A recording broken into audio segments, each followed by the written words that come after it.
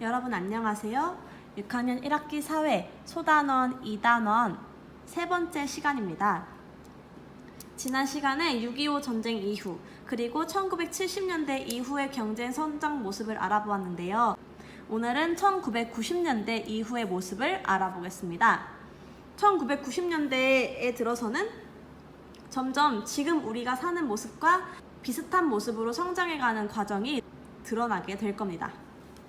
우선 지문을 읽기 전에 영상 하나 볼 테니까 그 영상 속에서 나오는 커다란 기계가 뭘지 한번 생각해 보세요.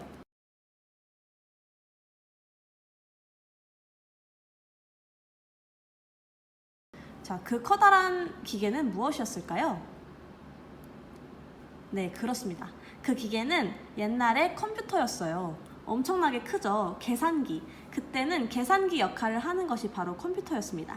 근데 너무 크니까 다른 평범한 사람들이 쓰기도 힘들고 옮기기도 힘들고 갖고 있기도 힘들고, 그래서 미국의 한 회사에서 1981년에 드디어 데스크탑 PC, 우리가 지금 알고 있는 책상 위에 놓고 쓰는 좀 작아진 컴퓨터를 개발하게 됩니다. 그래서 우리나라도 재빨리 1981년에 열심히 연구해서 국내 기업에서 컴퓨터를 개발했어요. 여기 보시면 1990년대에는 국내 기업들이 컴퓨터를 개발하고 생산하기 시작하면서 개인용 컴퓨터의 보급이 확대되었고 관련 산업들이 생겨나기 시작했다. 컴퓨터와 가전제품의 생산이 늘어나면서 핵심 부품인 반도체의 중요성이 커졌습니다. 반도체는 어떤 전자기기에 쉽게 말하면 사람으로 치면 뇌라고 생각하면 돼요. 반도체가 정말 쬐끄맣지만 그 안에서 전류가 흐르고 어떤 명령을 내려서 우리가 원하는 작업을 수행할 수 있도록 해주는 굉장히 핵심 부품입니다. 그래서 우리나라는 이 반도체를 열심히 연구하기 시작했어요. 1970년대부터요. 그때 우리나라 기업들은 꾸준한 노력으로 세계적으로 성능이 뛰어난 반도체를 생산할 수 있게 되었습니다. 그 결과 우리나라는 1996년에 반도체 세계 판매량 2위를 달성하며 반도체 강국으로 우뚝 설 수 있었어요. 1990년대 후반부터 정부와 기업은 정보화 사회의 경제 발전을 위해 이제 정보화 사회로 들어옵니다.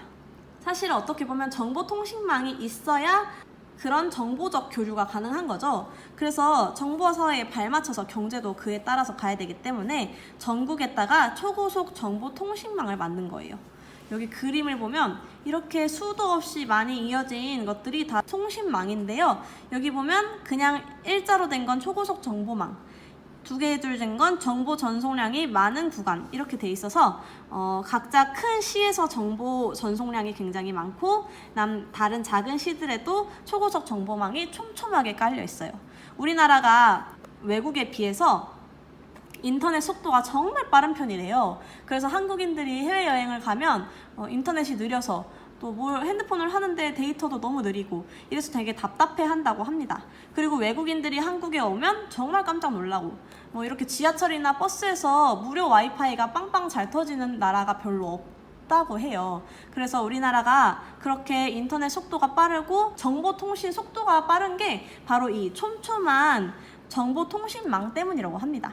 우리는 이거를 1990년대부터 전국에 깔기 시작한 거예요.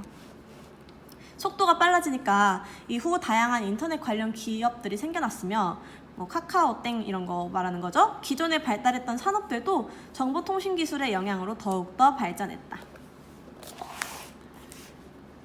2000년대 이후, 이제 1990년대를 넘어서 2000년대 이후부터는 밑줄 그을게요.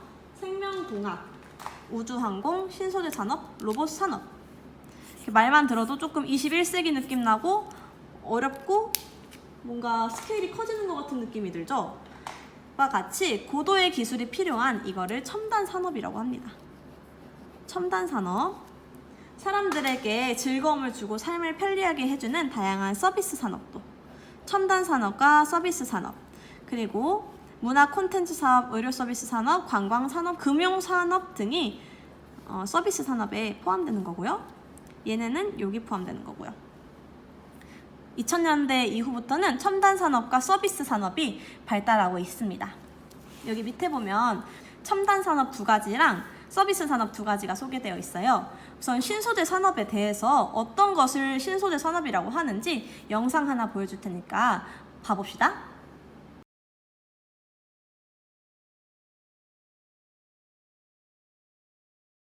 우리가 일반적으로 알고 있는 뭐 플라스틱, 고무, 철 이런 일반적 소재를 넘어서 손상돼도 다시 금방 스스로 재생할 수 있는 그런 소재라든지 얇아 보이지만 아무리 잡아당겨도 끊어지지 않는 소재라든지 이런 정말 새로운 생각하지 못했던 소재들을 신소재라고 하는 거예요. 그런 소재를 연구하고 개발해내는 게 신소재 산업이고요.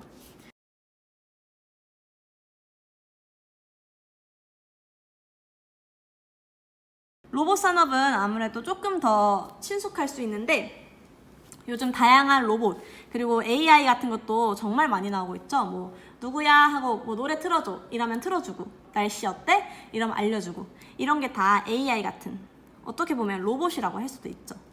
로봇 산업이 굉장히 발달하고 있습니다.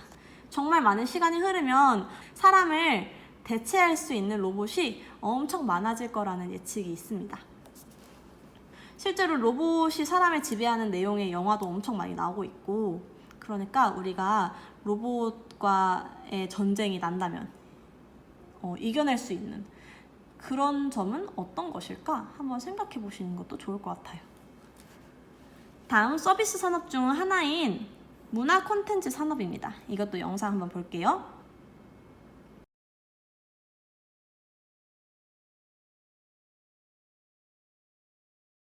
네, 영상 보셨나요?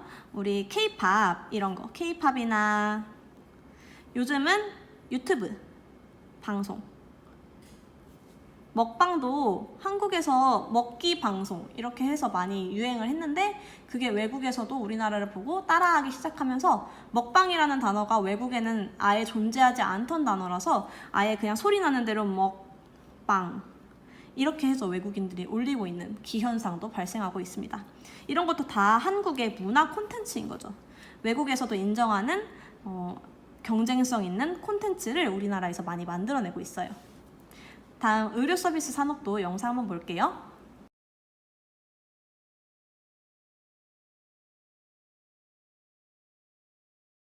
네, 의료 서비스 산업은 이런 것이라고 볼 수 있겠습니다.